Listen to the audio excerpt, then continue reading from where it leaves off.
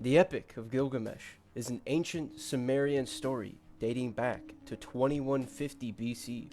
Archaeologists have pieced together the story with Sumerian and Akkadian cuneiform, and this is their story.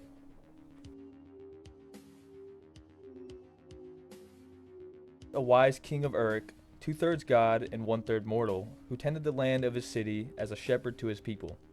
The king's name was Gilgamesh. However benevolent Gilgamesh was, he also committed regular acts of malice. King Gilgamesh would sleep with every bride of Uruk the night before their wedding.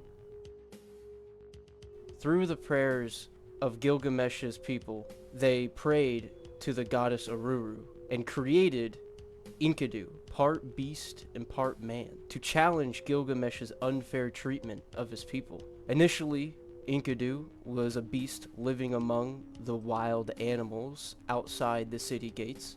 Enkidu's heart, however, was won over by a harlot of Uruk. They then journeyed to Uruk of the sheepfold. In the city, Enkidu confronts the arrogant Gilgamesh for his crimes of adultery. The two face off in a tense battle until Gilgamesh and Enkidu tie in battle. The two earn each other's respects and move on. Gilgamesh and Enkidu quickly become inseparable friends.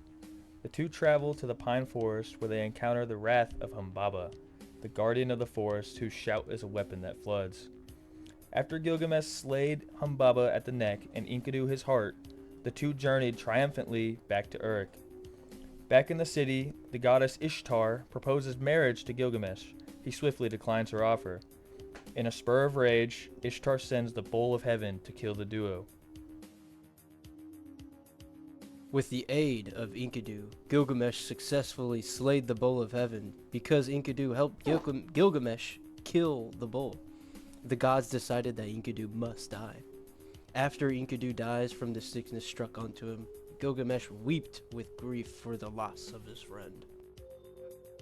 The reality of mortality struck Gilgamesh with fear, which drove him to seek out Utnapishtim. The gods had already granted Utnapishtim with immortality after he was saved from the Great Flood. Gilgamesh had a vision of where he met Utnapishtim, so he sought off after him. His journey was treacherous and long. Eventually, Gilgamesh finds Urshanabi the ferryman and proceeds across the waters to where Utnapishtim resides. Gilgamesh is put through trials to earn immortality. Utnapishtim challenges Gilgamesh to stay awake for 6 days and 7 nights. In utter failure, Gilgamesh falls asleep as soon as he sits down and stays asleep for the entire 6 days and 7 nights.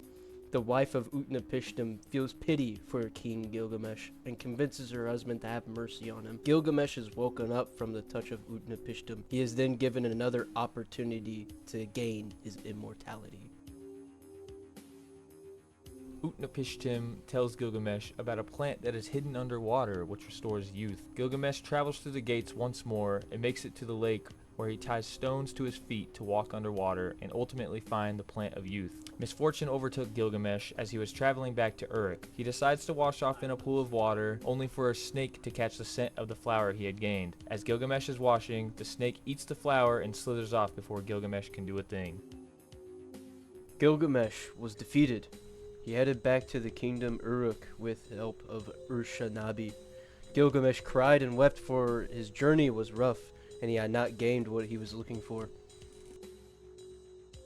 As Gilgamesh looked to his city from the gates, reminiscing on his journey and what made him so obsessed, he then came to peace with his mortality. The king no longer sought the unachievable immortality of this world, and instead, he took a deeper look at the beauty of what he was given in this life. Gilgamesh realized that the only immortality he can achieve is the fragments of legacy that he can leave behind to be remembered.